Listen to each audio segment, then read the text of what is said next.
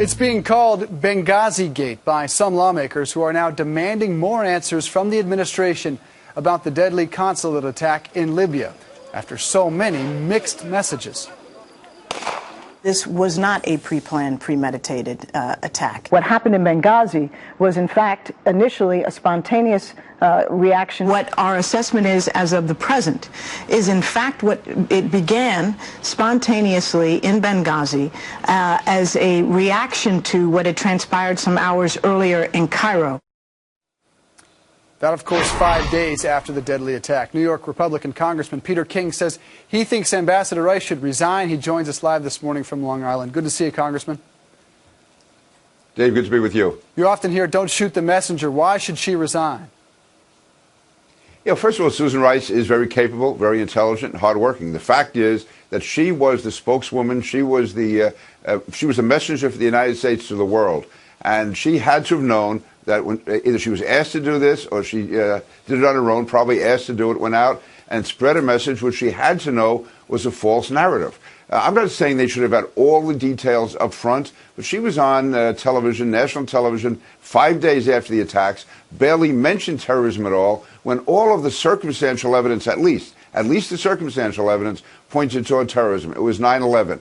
We know that Ansar al-Sharia is very powerful in that area. The Al-Qaeda in the Maghreb is very powerful in that area. We knew there was direct and indirect fire, a very coordinated type of attack which wouldn't be done by ordinary demonstrators. We knew there had been recent terrorist attacks in that area, and we also knew that there was a lack of fortification at that consulate. And yet the clear impression she was sent out to deliver, which she did, was that this was not a terrorist attack, because that would have disrupted the Obama narrative that he has defeated al-Qaeda and that al-Qaeda has been decimated. And to that point, do you feel this is about a narrative in general around the world with how the Obama administration is handling that war on terror? And how high do you think this one rises in the administration?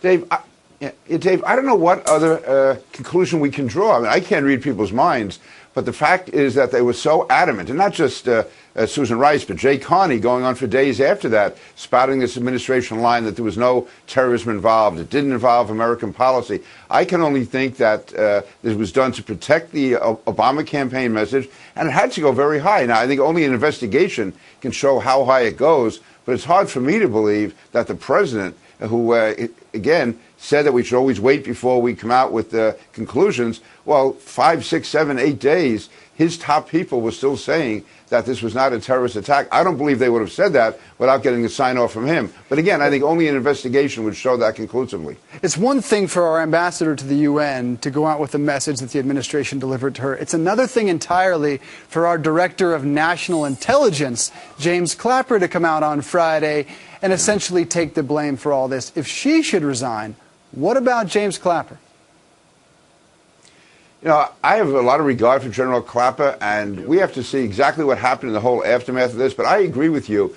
It appears that General Clapper was asked to fall on his grenade here, because the fact is, it was just very much of a cover statement was put out that he was willing to take the hit. The fact is that General Clapper, and we'll have to see what he told, again, the top people at the time, he may have given the exact facts they knew them. As far as those interpretations, was that done by him or by the administration? I think we have to go through his statement very carefully. I'm more concerned about what General Clapper is saying now. It appears as he's been brought in to clean this up, to take the hit for himself rather than the administration. And I want to see whether or not he gave them, exactly what information he gave them in those first several days. Did he rule out terrorism to the extent that Susan Rice did? I doubt that. But again, I think all of this has to be investigated. Yeah, and it's interesting to see how long this takes, because we know the Senate Foreign Relations Committee sent a letter to the administration, no answers until after the election. I think the American people deserve some in the next 37 days. New York Congressman Peter King, thanks for being with us as always.